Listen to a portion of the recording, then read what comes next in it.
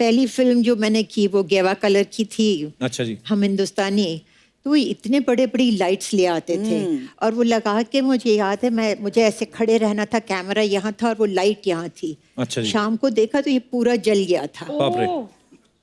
Reflectors इतने लगते थे, रिफ्लेक्टर्स ऐसे होते थे कि मेरी आंखें लाल हो जाती थी। जी। और लोग कहते थे हाँ तुम्हारी आंखें लाल कैसे होती है? अरे भैया शराब वराब पीती हो क्या है? तो अच्छा, इन्होंने कहा लाल आंखें, उस पे एक किस्सा सुनाओ आप जी, चाहें जी, जी। तो मेरी पहली कलर शूटिंग हुई जब 14 का चांद रिलीज हुई जी। तो बहुत हिट हो गई थी। तो उस वक्त एक कलर का सिलसिला शुरू हो गया था। तो गुरुदत्त जी ने सोचा ये जो टाइटल सॉन्ग जो इतना मशहूर हुआ है उसको रीशूट करते हैं कलर में, फिर अच्छा रिलीज जी। करेंगे। तो वही किया उन्होंने। फिर दोबारा उनको सेंसर करना पड़ा, तो दिखाना पड़ा। सेंसर बोर्ड ने कहा जी वो एक शॉट वहीदा जी वो मुड़ के देखती, वो काट दीजिए। ऐसे क्यों? मैं ऐसे ही हूँ, बस सिर्फ मुड़ के देखती हूँ। तो इन्होंने पूछा क्यों क्यों क्या है इसमें खराबी? तो बोले जब वो मुड़ के देखती उनकी आंखें लाल हो गई। तो अच्छा। हाँ साहब लाइट बहुत है तो लाल हो गई। जैसे इन्होंने कहा नहीं, इसमें शी लुक्स वेरी सेंशियस। अच्छा। हाँ, तो फिर गुरुदत्त जी ने कहा साहब ये मियाँ बीवी का सीन है और कुछ नहीं, ना लिपटे ना झिपटे ना हाथ पकड़ा, बेचारी यूं से यूं देखा।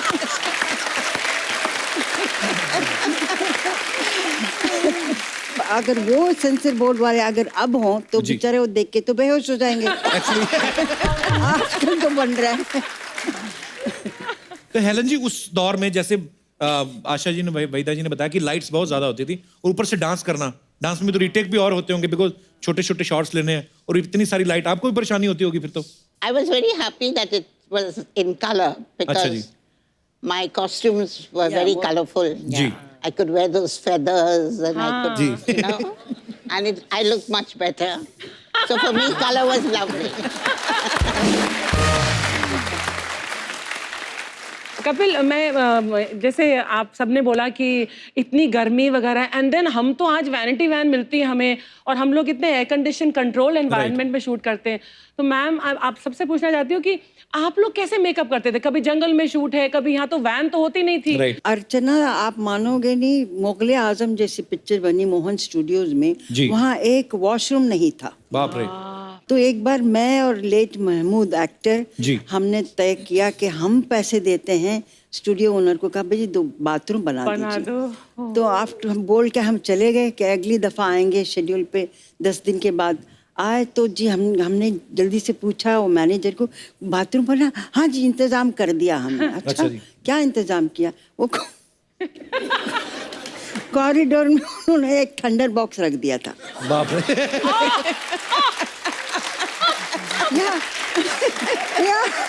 I said, oh my God, it's so terrible.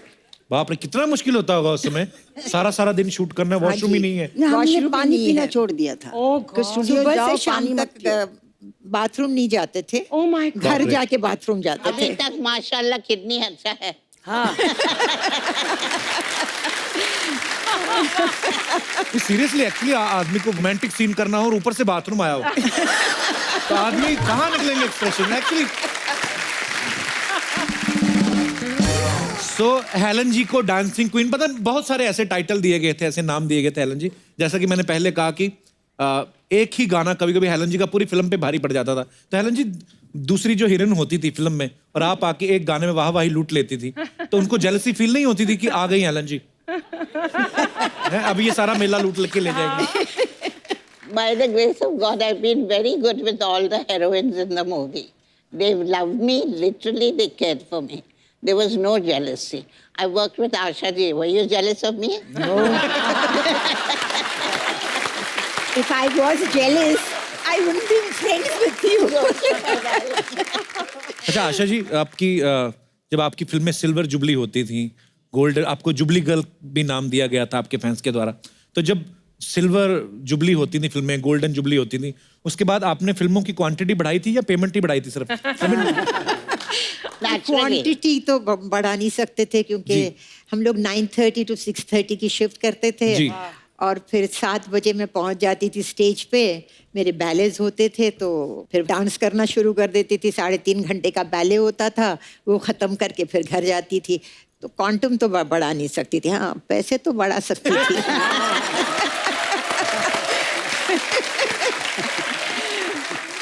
Asha ji, आपने तकरीबन सब स्टार्स के साथ काम किया है, जी। तो आपको अपनी जोड़ी सबसे ज्यादा किसके के साथ अच्छी लगती थी? मेरी पहली फिल्म शम्मी कपूर जी के साथ थी। अच्छा जी। तो मुझे उनके साथ काम करने का ज़रा आसानी लगती थी। एक बहुत मतलब जो वो करते थे वो इमीडिएटली मैं पकड़ लेती थी। अच्छा जी। जैसे डांस होता था तो डांस डायरेक्टर नहीं होता था। अच्छा जी। अच्छा तुम ये कर लेना, मैं ये कर लूँगा। अच्छा, वाह। हाँ, रियली? तो इस तरह से कई गाने हमारे ऐसे थे कि विदाउट अ डांस डायरेक्टर बिना हमने डांस किए डायरेक्टर? हैं। क्या बात है। अरे जी जी। और उनको मैं छेड़ती थी भी बहुत। मुझे याद है कि एक बार हम शूटिंग कर रहे थे कश्मीर में, तो उन्होंने कुछ पहलवान को बुलाया, उनके गले में कुछ हो गया था। अच्छा तो जी। बहुत हंसी, अरे पहलवान को बुलाया गला ठीक करने के लिए। ओह, दूसरे दिन मैं गिरी तो पैर में मोच आ गई। साहब वो पहलवान फिर आ गए मेरा पैर ठीक करने। एज यूजुअल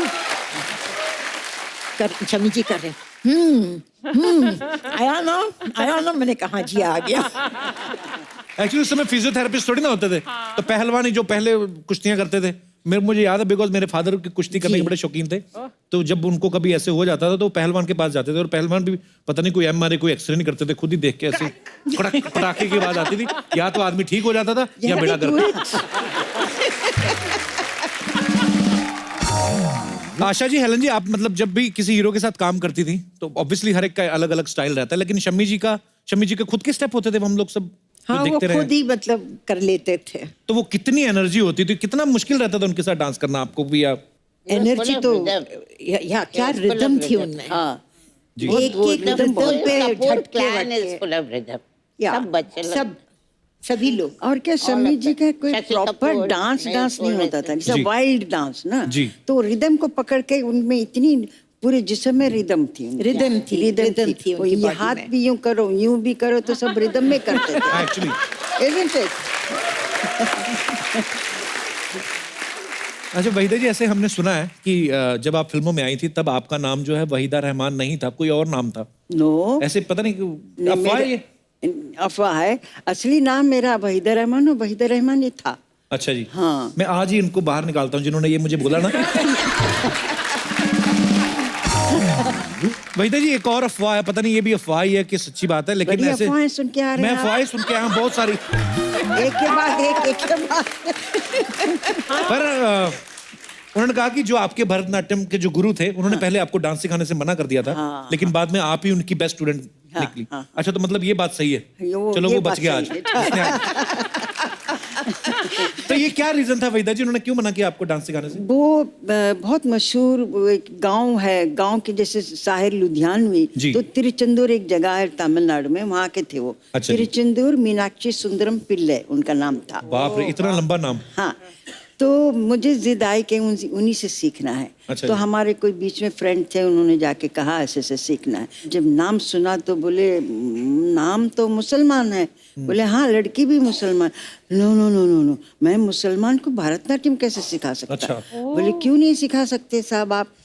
नहीं, वो अभिनय जो हमारे डिवोशनल गाने होते उसको समझेगी नहीं, वो ठीक से कर नहीं पाएगी। तो 6 महीने लगा दिया, और मैं भी जिद से अड़ी रही कि उन्हीं से सीखना है। वाह। तो जब इन्होंने बहुत जबरदस्ती की हमारे दोस्त ने, तो बोले अच्छा उसकी कुंडली लेकर आओ। अच्छा। तो बोले जो वो लोग मुसलमान हैं वो कुंडली उंडली बनाते नहीं, बिलीव नहीं करते। अच्छा जी। तो बोले ये तो बड़ी मुश्किल है फिर। तो बोले अच्छा उसका बर्थ डेट लेकर आओ। अच्छा वो लेकर गए, तो उन्होंने अपने से चार्ट बनाया, कुछ यूं पता अच्छा। नहीं क्या क्या किया। तो बोली ये क्या हुआ, ये कैसे हुआ? तो उन्होंने पूछा क्या हुआ साहब? तो ये चार्ट में कहता है कि ये लड़की मेरी लास्ट और सबसे अच्छी स्टूडेंट होगी, वाह। हो नहीं सकता। तो उन्होंने ऐसे ढकल दिया, नहीं नहीं नहीं हो नहीं सकता, समथिंग इज रॉन्ग, या मैंने ठीक नहीं किया। तो बोले और 2 दिन दो। अच्छा, फिर 2 दिन के बाद फिर उन्होंने बनाया, बोले no again the same result. तो बोले चलो मैं सिखाता हूँ इसको। क्या बात है, लेकिन और वो बात सच भी साबित हुई। वाह। ऐसे हमने सुना है कि रेशमा और शेरा में एक ऐसा सीन था जिसमें आपको बच्चन साहब को ऐसे थप्पड़ मारना था, लेकिन बच्चन साहब की माता जी वहां पे रहती थी, तो मैम फिर कैसे मारा आपने? वो आदमी थोड़ा वो भी हो जाता कि यार सामने मम्मी है। नहीं, उन्होंने आंटी ने ये भी कहा वहीदा जरा संभाल के, तो मैं बिल्कुल डर गई। अच्छा तो जी। हर बार आए तो सुनील दत्त डायरेक्ट कर रहे थे उस वक्त और सी रामचंद्रन कैमरामैन थे। अच्छा जी। तो उन्होंने कहा वहीदा जी आप ठीक से नहीं करेंगे तो रीटेक होंगे, उतने थप्पड़ पड़ेंगे। अच्छा जी। इससे बेहतर है अब दिल मजबूत करके एक कस के दे दीजिए, बात खत्म हो जाएगी। अच्छा तो जी। फिर लाइटिंग वगैरह हो रही थी तो मैं जाके बैठी तो आंटी बच्चन उधर बैठे हुए थे, वहीदा जरा संभाल के करना। तो मैं बिल्कुल डर गई। फिर मैंने जाके सुनील दत्त को कहा साहब मेरे से थप्पड़ नहीं मारा जा रहा है। बोले क्यों क्यों नहीं मारा जा रहा? कि वो आंटी ने कह दिया जरा संभल के। तो बोले ओहो, तो फिर आंटी को कहना चाहिए इस शॉट के लिए अब बाहर जाके बैठिए। अच्छा, तो बाहर भेजा फिर उनको? बाहर भेजना पड़ा। तो उसके बाद फिर सब सेट पे असिस्टेंट डायरेक्टर सुनील दत्त सब कहने के एक ही शॉट, एक ही टेक, एक कस के लगा दीजिए। मैंने कहा अमिताभ बहुत कस के लगाने वाली हूँ। हाँ कोई बात नहीं। खैर शॉट हुआ, लकीली पहला टेक ओके हुआ। तो फिर अमिताभ कहेंगे वहीदा जी काफी अच्छा था।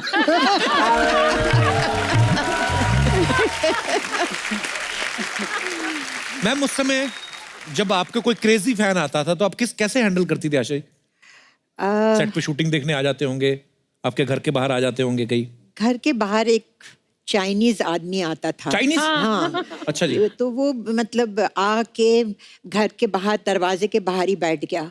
अच्छा जी। तो बोले मैं यहाँ से जाऊंगा नहीं, मैं आशा पारेख से शादी कर कर ही जाऊंगा। अच्छा। मैंने पढ़ा था ये। इट वॉज, अब मैं वो हटे ही नहीं। फिर वहाँ उसने अपना गद्दा लगा दिया, वहाँ रहने लगा, कुछ मछलियाँ जला के खाता था, पता नहीं क्या करता था। और लोग उसको कहे यहाँ से हटो तो वो छुरी निकाल कर दिखाए कि मैं हटूंगा नहीं।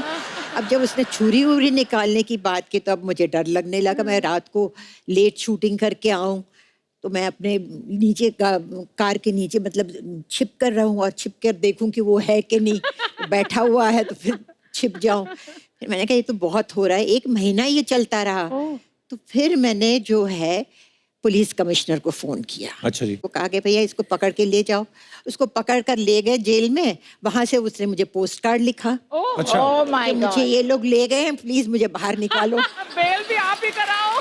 मैंने कहा अंदर तो मैंने डाला है तुमको। मैंने कहा अंदर तो मैंने तुमको डाला है, मैं तुमको आके बाहर निकालूं, मैं पागल हूँ क्या? फिर पता नहीं कहाँ चला गया, मुझे नहीं मालूम। You're looking out for him now. even? No बाबा। हेलन जी आपके साथ कभी नहीं हुआ ऐसा? हुआ होगा जरूर। एक बहुत अच्छी फैन थी, अच्छी फैन, अच्छा जी। थी ओहो। आशा भोसले। अच्छा, वाह। एक दिन आशा जी ने मुझे उनके शो पे बुलाया। I was a guest. अच्छा जी। तो बातें बातें में उन्होंने कहा कि हेलन जी वहाँ बैठी है। Then I went out and I did that. Helen ji, Asha ji मुझे बोल रहे, हेलन जी अगर मैं मर्द होता है तो मैं आपसे शादी करती।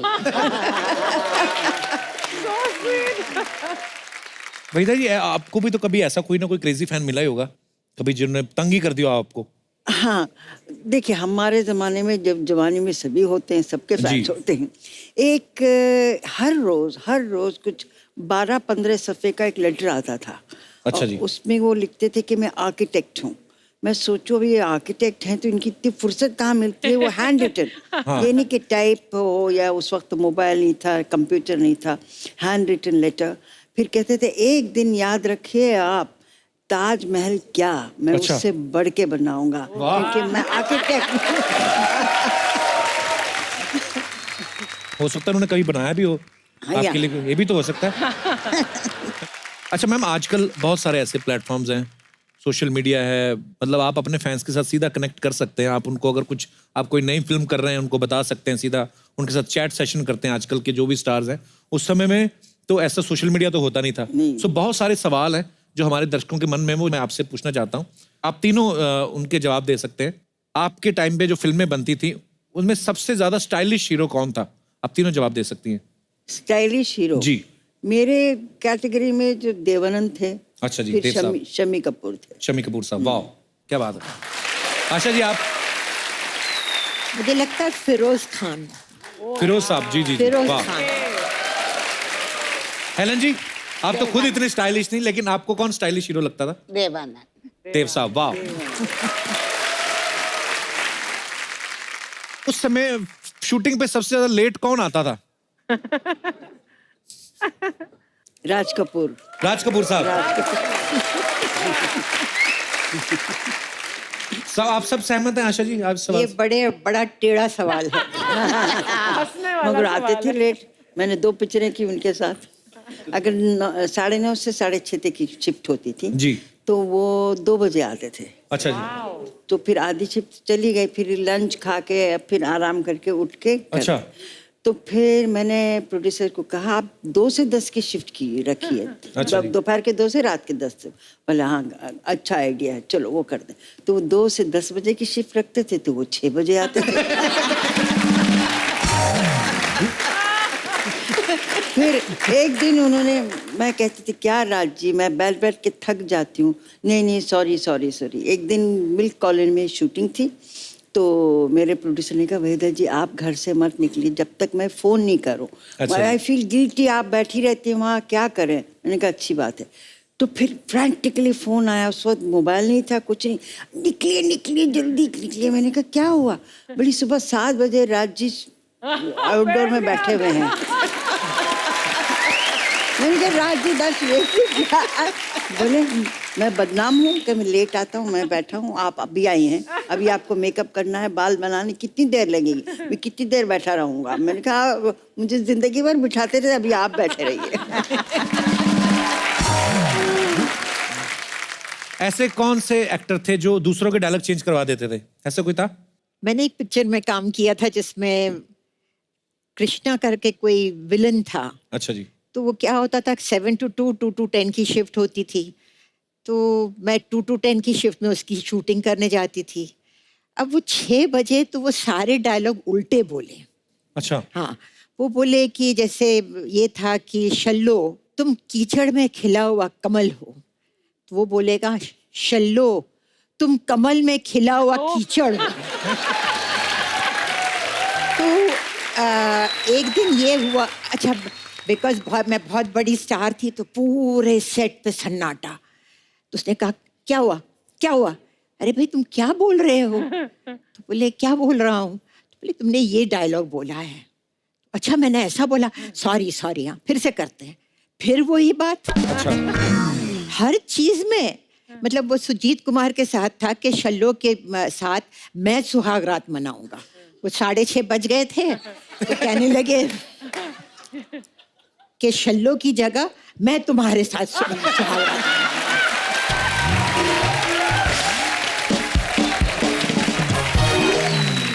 अच्छा हेलन जी, कोई ऐसा एक्टर भी था जो सबसे ज्यादा, मैं ना मेरे शो पे जो भी हीरोइन आती हैं अपनी फिल्म की प्रमोशन करने के लिए, अब तो खैर मेरी शादी हो गई है, मुझे ऐसा बोलते हैं कि तुम फ्लर्ट बड़ा करते हो। हालांकि मैं करता नहीं हूँ, मेरा हो जाता है। अच्छा उस समय भी कोई तो हीरो ऐसा होता ही होगा जो बड़ा फ्लर्ट करता होगा? अगर आप चांस देंगे तभी फ्लर्ट करेंगे ना। उनको मालेंगे एक थप्पड़ मिलेंगे तो चले आएंगे।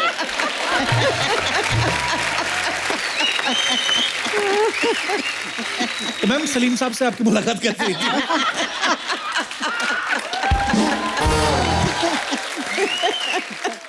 ये सलीम साहब का नेक्स्ट प्रोग्राम होगा तो भी आप पूछ लेना। दोबारा बुला लीजिए दोनों को। दोनों क्यों, तीनों। हाँ जरूर Salman mother is there. Definitely ma'am, we would love to ma'am. बाकी भी समथिंग। हिंदी सिनेमा में आपका कंट्रीब्यूशन जो है कोई भुला नहीं सकता। मैम एक बात जो सबके दिलों में है, सब जानना चाहते हैं कि फिल्मों में ब्रेक कैसे मिला आप लोगों को? मैं बहुत लकी थी। अच्छा जी। और मैं भारतनाट्यम सीखा था मैंने, तो जी। स्टेज पे परफॉर्म करती थी। अच्छा जी। तो उस वक्त सारी रीजनल फिल्में सब चेन्नई में बनती थी। अच्छा जी। तो किसी ने मेरी तस्वीर देखी तो मुझे ऑफर आने लगे घर बैठे। और मैं 13 साल की थी तो मेरे पेरेंट्स ने कहा टू सून, मतलब जी। बहुत छोटी है, न इधर की न उधर की। तो फिर एक तेलुगु फिल्म में मैंने डांस किया, फोक अच्छा जी। डांस। वो लकीली बहुत मशहूर हुआ। अच्छा जी। तो उसके बाद बस एक तेलुगु फिल्म थी, उसमें लीड रोल किया ऑपोजिट एनटी रामाराव जो आंध्र प्रदेश अच्छा के जी। जी सीएम थे।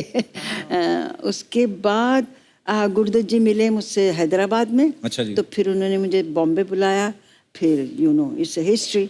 वाह, ग्रेट। और आशा जी आप कैसे आए फिल्मों में? मैं स्टेज पे परफॉर्म किया करती थी। अच्छा जी। और लेट बिमल रॉय ने मुझे डांस करते हुए देखा। मैं 9-10 साल की थी। अच्छा जी। तो उन्होंने देखा और मुझे बुलाया, फिल्म में काम करोगी? मैंने ऐसे कह दिया हाँ करूँगी। अच्छा जी। तो इस तरह से माँ पिक्चर में मैंने एक छोटा सा रोल किया था। अच्छा जी। उसके बाद तो मैं बड़ी हो गई, स्कूल में जाती थी। तो गूंज उठी शहनाई के लिए विजय भट्ट जी ने मुझे बुलाया अच्छा जी। और कहा कि तुम्हें हीरोइन बना रहे, राजेंद्र कुमार जी हीरो है। तो 2 दिन की शूटिंग करने के बाद कहा कि नहीं, आप स्टार मटेरियल नहीं है, अच्छा। आप हम आपको नहीं ले सकते हैं। अच्छा। स्टार मटेरियल नहीं। तो हमको निकाल दिया गया। 1 हफ्ते में मुहूर्त था बहरूपिया का और वहाँ एस मुखर्जी मिले, बोले कल फिल्मालय आ जाना। मैंने कहा अभी फिल्मालय क्या करना है, अभी तो मुझे डॉक्टर बनना है, मुझे तो नहीं जाना है। इसी तरह से वहाँ पहुँच गए। और फिर तो सबको मालूम है कि दिल दे के देखो कि हीरोइन बन गई।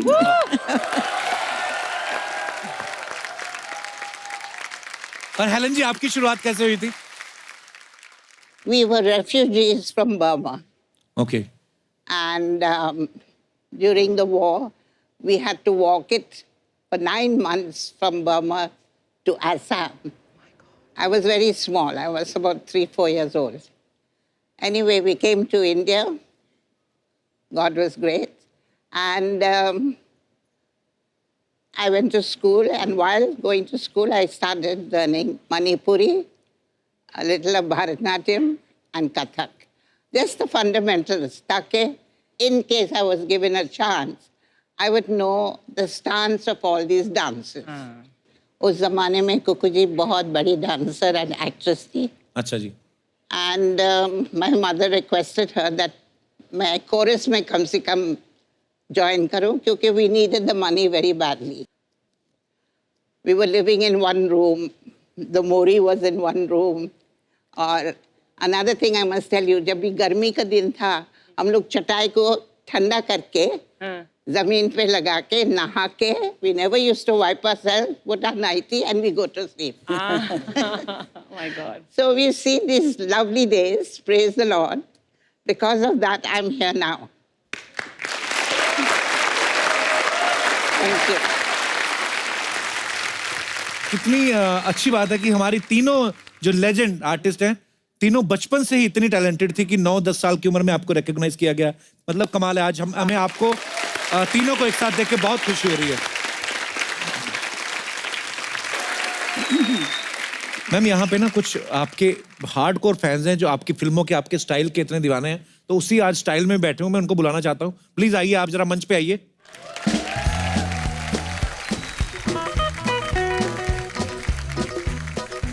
नमस्ते जी, आप सबका बहुत बहुत स्वागत है।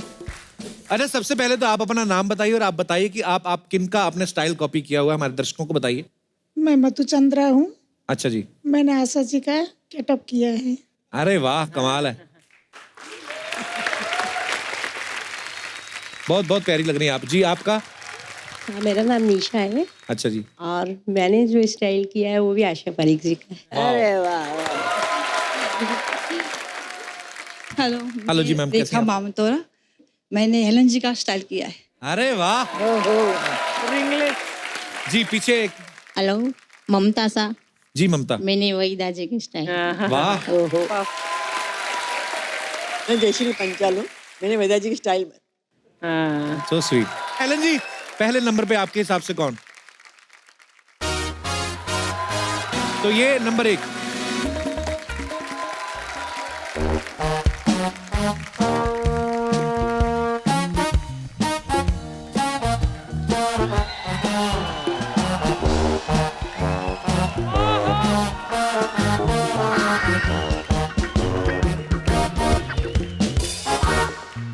कितने जा रहा है? गुड्डू आजा, क्यों स्कूटर की चीखें निकलवा रहा है? ये मैम हमारे पड़ोसी हैं, बच्चा यादव, उनका बेटा है गुड्डू। अच्छा।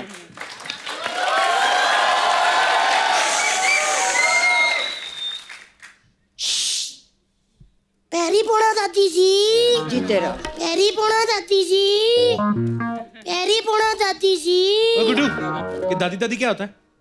दादी दादी वो होती है जब किसी माँ के बच्चे के घर बच्चा होता है और वो लेडी मिठाई का डब्बा लेके गली में मिठाई बांटती है और खुशी से कहती है कि आज मैं दादी बन गई, उसे दादी कहते हैं।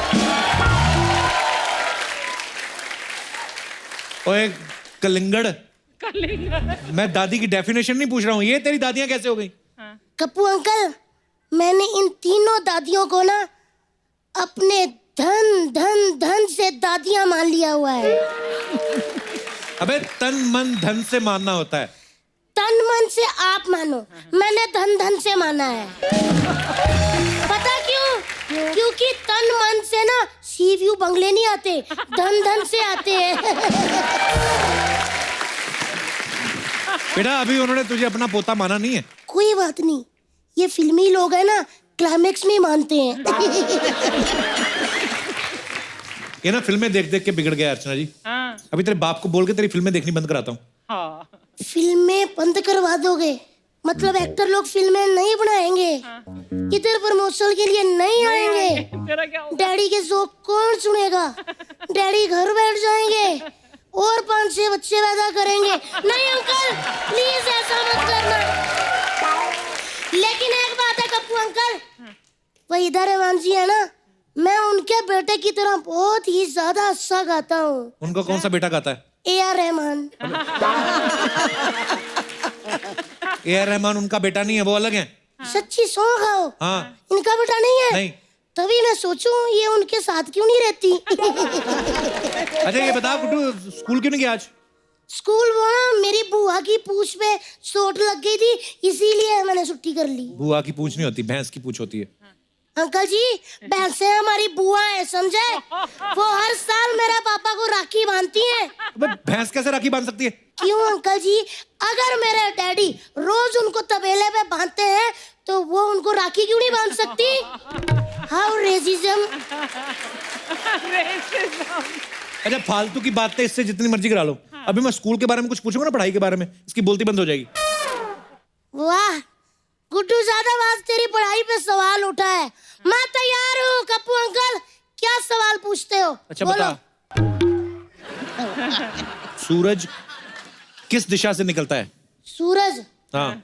ऐसा गोल सा? हाँ। वो खट्टे ऑरेंज रंग का होता है जो? हाँ।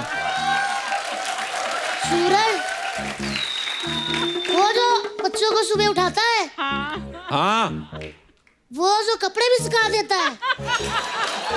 हाँ वही सूरज। सब पता है। वो सूरज जिसके पृथ्वी आसपास चक्कर लगाती है? हाँ वही सूरज। वो सूरज जो रात को डूब जाता है?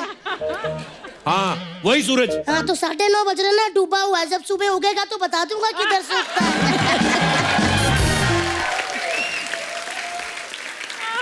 देखा पढ़ाई लिखाई पे बिल्कुल ध्यान नहीं इसका, ऐसी बातें करता है। मैं इतना टैलेंटेड बच्चा हूँ ना अर्चना जी, मुझे पता था मेरी दादी जा रही हैं, इसीलिए मैंने 70s की फिल्मों पे ना ऐसे लिखा हुआ है। चल सुना फिर। ठीक है तो मैं सुना देता हूँ। आज का हमारा शीर्षक है 70s की फिल्में। वैसे तो इंडस्ट्री में बहुत सारी फिल्में हुई हैं, लेकिन 70s के दशक की फिल्में मेरी फेवरेट हैं। उन फिल्मों में माँ एक अहम भूमिका होती थी। वो बेचारी दिन रात फटे पजामे मशीन में सीती रहती थी। अभी ये जांच चल रही है कि इतने सारे पजामे कौन फाड़ता था। 70s की माँ काफी भुलक्कड़ किस्म की होती थी। वो अक्सर अपने बच्चों को मेले में भूल आया करती थी। फिर उन फिल्मों में अक्सर एक लाला होता था जो अक्सर औरतों के कंगन की कलेक्शन रखने का शौक रखता था। वो प्राय गरीब औरतों के कंगन गिरवी भी रखता था। उन फिल्मों में काफी काली खांसी, काली पहाड़ी और कालिया नामक शख्स होते थे। उन फिल्मों की माएं एंड में जाके अपने बच्चों को बताती थी कि उनके बाप का कातिल कौन है, ताकि फिल्म क्लाइमैक्स में पहुंच सके। धन्यवाद।